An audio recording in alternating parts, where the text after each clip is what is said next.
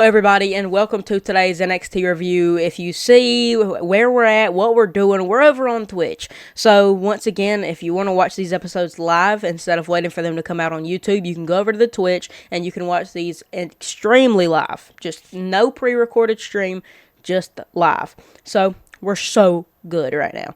But yeah, we got a great one. We got a great stream. We got a great NXT review. So we're just going to hop right into it.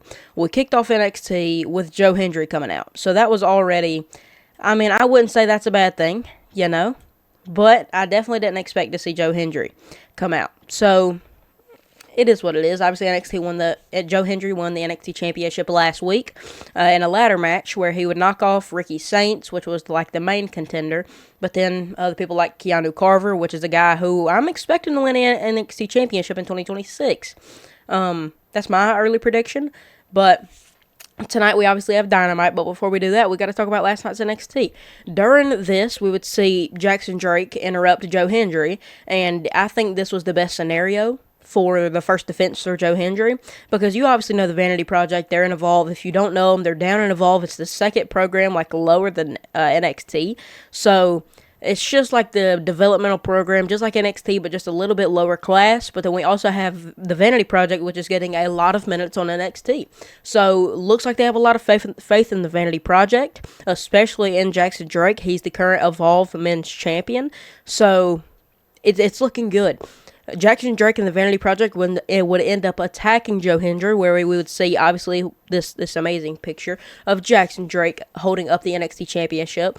So the segment would end with Jackson Drake holding up the NXT Championship. Is that something we actually see in the near future? I don't think so. I don't think we see Jackson Drake winning the NXT Championship, but I do think one day that's in his future. He's a very good Evolve champion. He's putting on very good matches, so I would be very happy to see him with the NXT Championship one day. Do I think it's going to be anytime soon? I don't think so, but it was very cool to see. Then we got to see Miss Parker, Jada Parker, versus Blake Monroe in a match that I was actually really excited for, because NXT could have went two ways, and either having Blake Monroe go for a little backseat ride and let Jada Parker just take the wheel, or we could have just had Blake Monroe keep on trekking, maybe go win the Women's North American Championship again. So there was two ways they could have went, and they went neither one of those. They went with I guess they went the Jada Parker way. The match would end in a count out where Blake would forget, I guess, to put Jada back in the ring. Was it on purpose? I think, it had to be. There's no way it wasn't. But Jada would end up hitting a stair stepper, which normally is it's like the rope stepper where she does the high steps after, but she did it on the steps this time. And then she would put her through the barricade, or she would put security guards through the barricade. Jada was going insane. She hit a referee with a hip check, so Jada's going insane. Jada is not going to be stopped by any means possible. It is actually going to be really fun to see where WWE takes Jada Parker this time.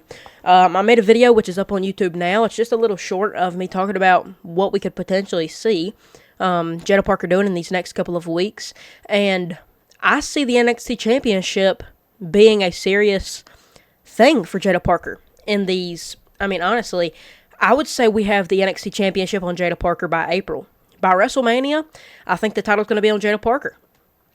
And that's a very crazy thing to say. I've never said that before about Jada Parker, because they've always put her in a position that's like, no, I don't see Jada winning the championship, but now she's a serious contender, and we have to take her serious whenever it comes to the NXT Championship. So I'm going to say, by WrestleMania, Jada Parker's going to be the NXT Women's Champion. But it's just going to be so concerning, though, because just of how stacked the women's division is. Obviously, Blake Monroe, we got Sol Ruca, we got Zarya, JC Jane, Fallon Henley, Lainey Reed, Kendall Gray now, Ren Sinclair, I guess it's becoming a threat as well. So, man, the division's getting more and more stacked. So, if we could potentially see Jada win the NXT Championship, I would be very happy about that. I'm not going to lie. It's something I've been waiting for a while. She's loved by the crowd. She's decently good in the ring, and she's somebody I actually enjoy in the ring more than others. So I think she always puts on good matches week in and week out whenever they give her matches on the card, and I think that you reward that by giving her a championship. And I would not be mad if they just give her the Women's North American Championship, because that's a title I think she truly has a chance at winning. And if she can go win the NXT Championship in my brain, I think it's 100% that she can go down there and beat Izzy Dame and just take that title right off her. But with Tatum Paxley still wanting a shot at Izzy Dame, I don't see that happening. But, great match right here. I think Jada Parker needs to do something very huge. Eli Knight would face Josh Briggs, where whoever won would go and face Elio LaFleur in the finals to see who will go and face Jasper Troy.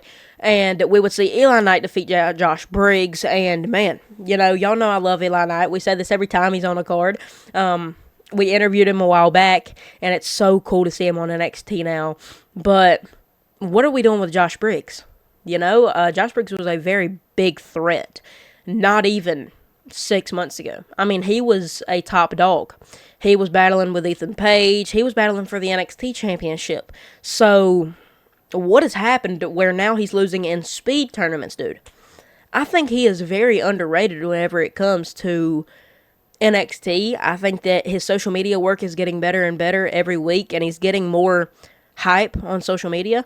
So, if they just keep building him up, man, I think that it is a very good shot that we just see Josh Briggs do insanely well on NXT. But yeah, I think it's very cool. I love what we did here with Eli Knight. Eli Knight will obviously go and face Elio LaFleur. I don't think Eli will win that match. I think Elio, obviously being new to the the NXT roster, same as Eli Knight, but Elio is somebody that they did not bring in from they didn't bring him in from just a random place. Which Elio LaFleur was never on Reality of Wrestling getting the extra reps like Eli Knight was. So, I think they see something very huge in Elio LaFleur. I think Elio will get the pinfall on Eli Knight next week, and we'll see him defeat Jasper Troy, which will be a huge moment for him, like chopping down a tree. So, that'll be really fun. We've really never seen him face a huge opponent, heavyweight-wise, but we have seen him face, like, big opponents that are, like, really, really good, like Ethan Page in his first match on NXT. So, that was, the faith that they have in him to put him against Ethan Page in his first official NXT match, I thought was already a sign that, hey, this kid's going to be big, this kid's going to go out here, he's going to beat Jasper Troy, he's going to hold that speed championship, and it's probably going to be a double champ by WrestleMania. So, I think they see something very huge in Elio LaFleur, and I'm going to be super excited to see where the journey takes Elio in these next couple of weeks. And maybe in months, too. Backstage, Kalani Jordan would once again attack Lola Vice, so that rivalry obviously does not stop. And it is so crazy how we're holding on to that rivalry. Kalani Jordan still being mad at the women's NXT roster after not accepting her whenever she won the TNA Knockouts title. But it literally makes no sense. You've been a part of NXT your whole entire career, and then this one time you get a shot to win the TNA Knockouts World title, you join the TNA team against NXT. Like, you gotta be ready for the heat. If you can't take the heat, get out the kitchen. So, Kalani's still mad at the whole entire women's roster. She just attacked Lola Vice, so that match is going to be official. Is that a great match? Yeah, I think Kalani Jordan's going to do really good in that match. People always ask me if I'm a fan of Lola Vice's in-ring work, and I always tell them yes, but also no. I think that people would like Lola Vice for her looks, and that's literally it. But her character, she literally has none. But the in-ring and her looks is literally the only reason why people like her. Keanu Carver backstage, he would end up attacking pretty much the whole entire roster backstage. He would attack everybody, lay them all out. And that is just showing, once again, just like Elio LaFleur, how much trust NXT has in him. Because not only did Keanu go through Evolve, but he came on NXT and he's dominating. So he's staying here for sure.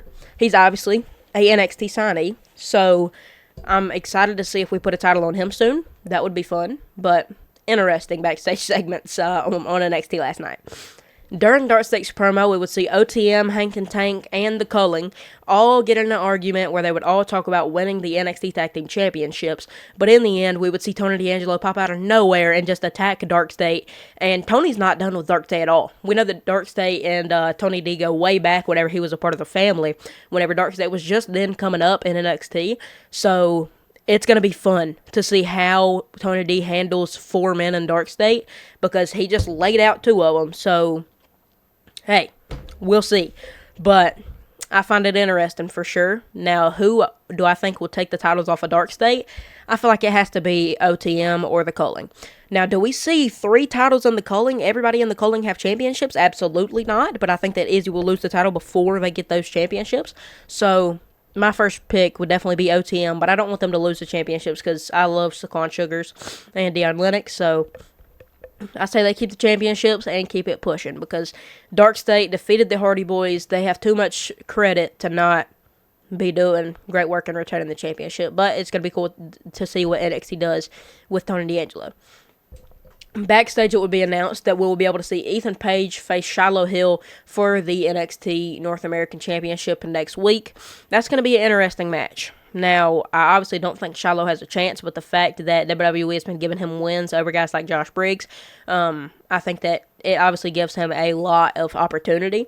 And main question is, do we see Ethan Page lose both of his championships, going from a double champion to a no champion in the span of a month?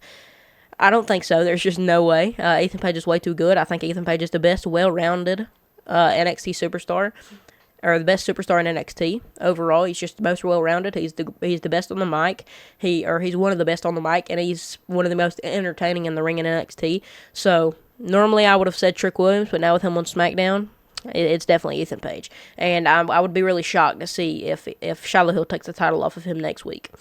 We will see Joe Hendry defeat Jackson Drake, and the NXT set themselves up perfectly because Jackson Drake is a guy that can get pinned. I don't know if we talked about this earlier in this episode, but Jackson Drake is a guy that can get pinned by a first title defense, Joe Hendry. So I think that was perfect, and obviously that led to Ricky Saints attacking Joe Hendry after the match, which I thought was a great idea. Obviously, Ricky being mad that he didn't win the NXT Championship last week, and him technically never officially, I wouldn't say officially losing the championship, but he did lose. But he lost to Oba, and then Oba just vacated. So I was surprised to see NXT put the title on Joe instead of Ricky again. But Ricky has to get that title back by Mania, no doubt. I cannot stand for another Joe Hendry title reign. Now I know you're going to give him a title reign here and there, but just because you signed him to NXT and you've done nothing with him. But man, I don't know, bro. I just don't like Joe Hendry's in-ring, man. I just don't. But it is what it is. I would be super excited to see what goes down with Joe Hendry and Ricky Saints. That's probably one of the biggest rivalries, but we'll see.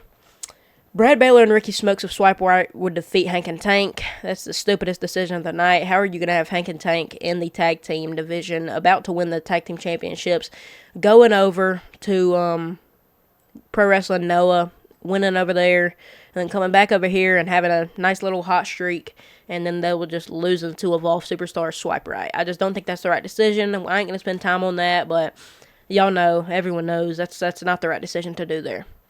And in the main event, we would see Sol Ruka get the pinfall for her and Zarya versus Kendall Gray and Ren Sinclair. And I'm not mad about Sol Ruka getting the pin. Obviously, I think that Sol Ruka will go on to defeat JC Jane and become the new Women's NXT Championship, or we can start the breakup of Zaruka, and that will become a way bigger rivalry than normal, where we will just have Zaruka be on a bigger stage. And I think NXT learned that from what they just did with Izzy Damon Tatum Paxley, because that Izzy Damon Tatum Paxley rivalry could have been for the Women's North American Championship, but instead they waited and they let them do it in just a normal singles rivalry, which it didn't have the same feeling as if it was a title match. So now they're redoing it, but with the title, and they're about to do Sol Ruka versus Zarya with the title, with the main title on the line, which will have people running after them. But my biggest pet peeve about the match was Sol Ruka pinning Kendall Gray. Kendall Gray's obviously the Women's Evolve champion. I don't think they should have had her get the pin.